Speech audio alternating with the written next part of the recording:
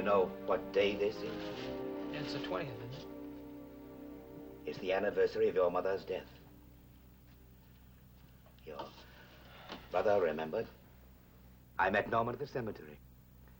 He came to put flowers on her grave. Yeah. Well, I've tried not to think about my mother since the Weber hearing. When I do, I remember too much. I think it's better just to forget. Forgetfulness is unforgivable in the young. I understand what you're saying, Rodney. But she was your mother. You owe her that respect. Rodney, has anyone talked to you recently on the subject of moving your mother's grave? Moving it? I thought your meddlesome father might have brought it up. He's well aware of my feelings about his choice of her gravesite. Was Dad at the cemetery this morning? No. This is an old argument between us. All the Peytons are buried in the family plot. But someday your mother will rest on the hilltop above them. Above all of them, where she belongs. Can't my mother be allowed to rest in peace?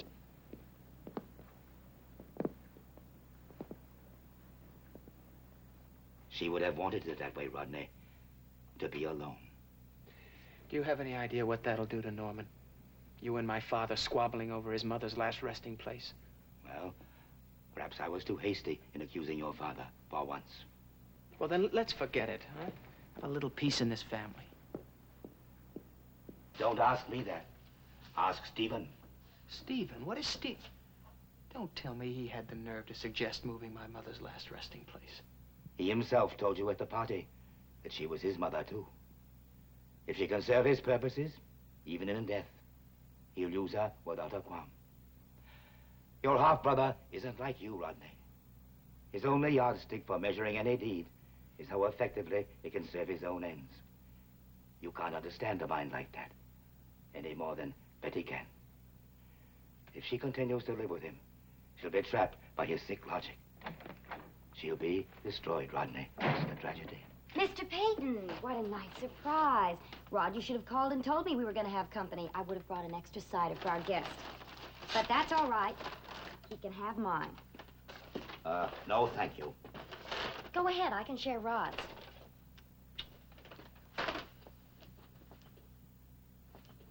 Or would you prefer it in a cup? I'm really not thirsty, Mrs. Weber. Well, that's good, because I really don't know where I could even find one. I hope Rod has apologized to you for this terrible mess. It's really awful, honey. We should do something about it, especially if we're going to have such distinguished guests. I must be going. Don't let me run you off. No fear of that, Mrs. Weber. Goodbye, Rodney. Grandfather, wait a minute. Wait a second. Let me walk you out. Don't bother.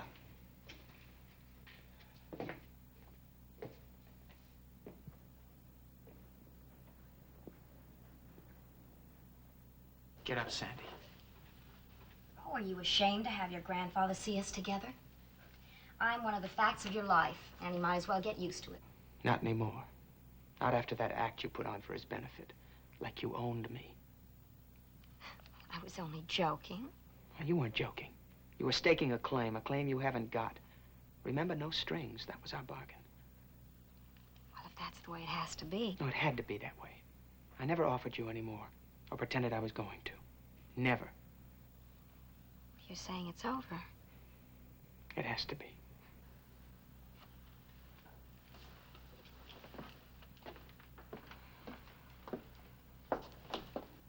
Well, can I help it if I fell in love with you? There's no future in your loving me, Sandy. Well, even if I'm willing to go back to our bargain? You wouldn't stick to it. Let's be honest with each other. Honest? Like, why should you settle for low-class trash like Sandy Weber when you can have high-class trash like Betty Cord? Is that honest enough for you?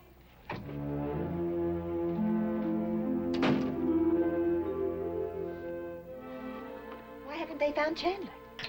Well, they will, honey, they will. What's taking them so long? If he shows up, you'll be well protected.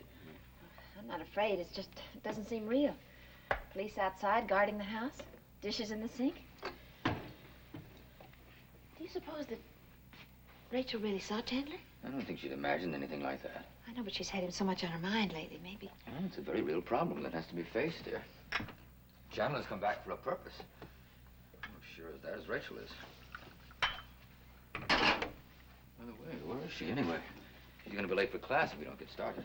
Well, I suppose Rod will pick her up and bring her home the way he did yesterday. Does he have to? What on earth have you done with your hair? Just a little change. You like it? Well, it does make you look older. She's absolutely right. It looks awful. Well, I had to do something with it. Why? I mean, I thought it looked fine the way she always wore. Don't you think so? That's no argument to use on a woman. We all like to change our appearance now and then, right? Pure female contrariness. We better get going. You're going to be late for class. Bye-bye.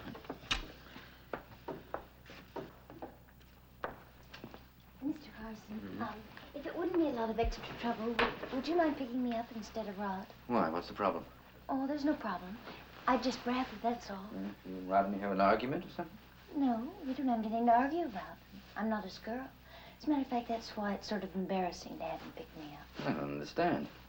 Well, Rod's neither fish nor fowl. He's not my boyfriend, and he's not a member of the family. I just feel better about it. Sort of like I wasn't imposing quite as much, even if I am.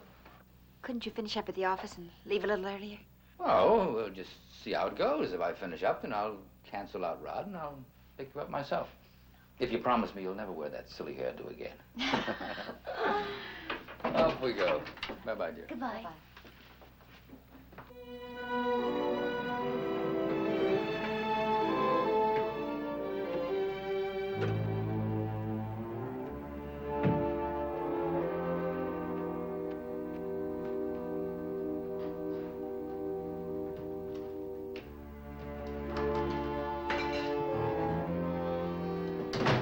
Chandler. Hey, Chandler.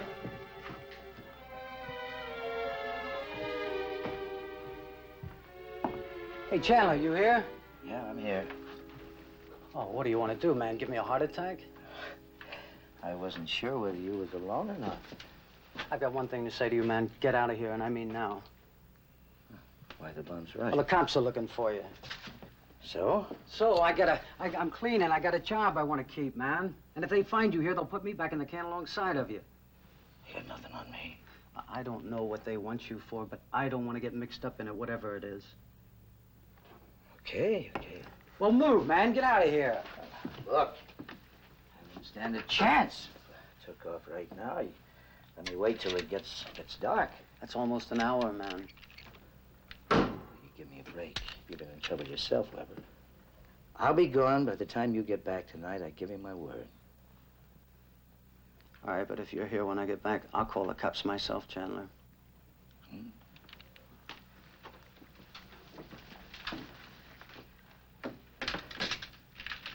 Just don't be here when I get back, man.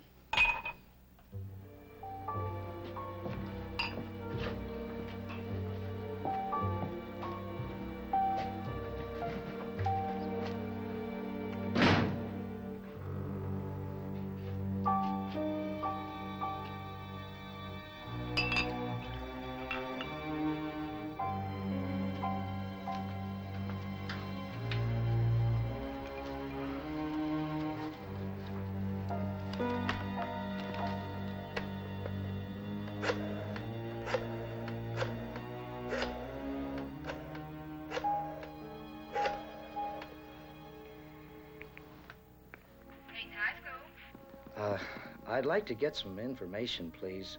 This is Mr. Carson. I was supposed to pick up Rachel Wells after her class tonight, and I'm not sure when it's over. Just a minute, please. Wells. Yes, here it is. Rachel Wells. Yes, she has a class tonight at 7 o'clock. She should be through around 9:05. 9:05, right. Oh, and I appreciate you looking it up. Thank you very much.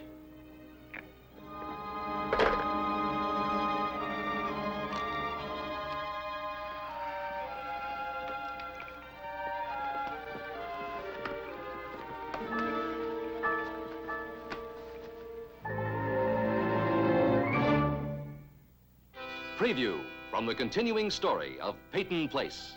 You know, Doctor, you're beginning to act like my major competition with Rachel. And you're pretty stiff competition. I'm prepared to do battle with the man who lifted this grandson out of the crib at birth and gave him away. Do unto others as they have done unto you. You want me to give you a divorce? The police will be notified that you stole that money. I want you out of this town tonight. Sweat, old man!